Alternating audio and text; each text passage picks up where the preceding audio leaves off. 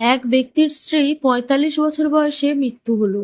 সবাই যখন দ্বিতীয় বিয়ের পরামর্শ দিল, উনি তখন বললেন, স্ত্রীর সবচেয়ে বড় উপহার ছেলে আছে তো, ওকে নিয়েই আমার বাকি জীবনটা কেটে যাবে। দেখতে দেখতে ছেলে যখন বড় হলো, ছেলেকে সমস্ত ব্যবসা বাণিজ্য বুঝিয়ে দিয়ে তিনি কখনো নিজের আর কখনো বন্ধুর অফিসে গল্পগুজব করে সময় কাটাতে লাগলেন। এরপর ছেলের বিয়ের পর উনি আরো একাকী হয়ে পড়লেন। তখন পুরো বাড়িতে বৌমার অধিকার দিয়ে দিলেন। ছেলের বিয়ের ১ বছর পর ভদ্রলোক একদিন দুপুরে খাবার খাচ্ছিলেন। ছেলে অফিস থেকে ফিরে এসে হাত মুখ ধুয়ে খাবার খাওয়ার জন্য তৈরি হচ্ছিল। ছেলে হঠাৎ শুনতে পেল বাবা খাবার পর টক দই চাইলো। আর বউ জবাব দিল, আজকে ঘরে দই নেই। খাবার খেয়ে বাবা বাইরে হাঁটতে চলে গেল। কিছুক্ষণ পর ছেলে তার বউয়ের সাথে টেবিলে খাবার খেতে বসলো। খাবারে পাত্র ভরা দই ছিল। ছেলে কোনো প্রতিক্রিয়া না জানিয়ে খাবার খেয়ে ঘরে চলে গেল।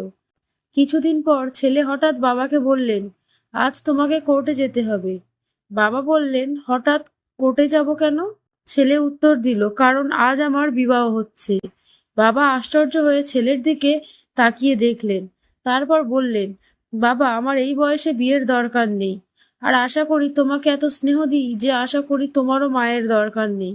তাহলে আমার বিয়ে কেন? তখন ছেলে বলল, বাবা, আমি না নিজের জন্য মা আনছি, না নিজের স্ত্রীর জন্য শাশুড়ি আনছি। আমি তো কেবল তোমার জন্য দইয়ের ব্যবস্থা করছি। আর হ্যাঁ, কাল থেকে আমি তোমার বৌমাকে নিয়ে ভাড়া বাড়িতে থাকবো। আর তোমার অফিসে এক সাধারণ কর্মচারীর মতো কাজ করে বেতন নেব, যাতে তোমার বৌমা বুঝতে পারে এই দইয়ের দাম কত। সত্যি বন্ধুরা, মা বাবা আমাদের জন্য এটিএম কার্ড হতে পারেন, কিন্তু তারা আমাদের দয়ায় নয়, বরং আমরা তাদের দয়ায় বেঁচে থাকি।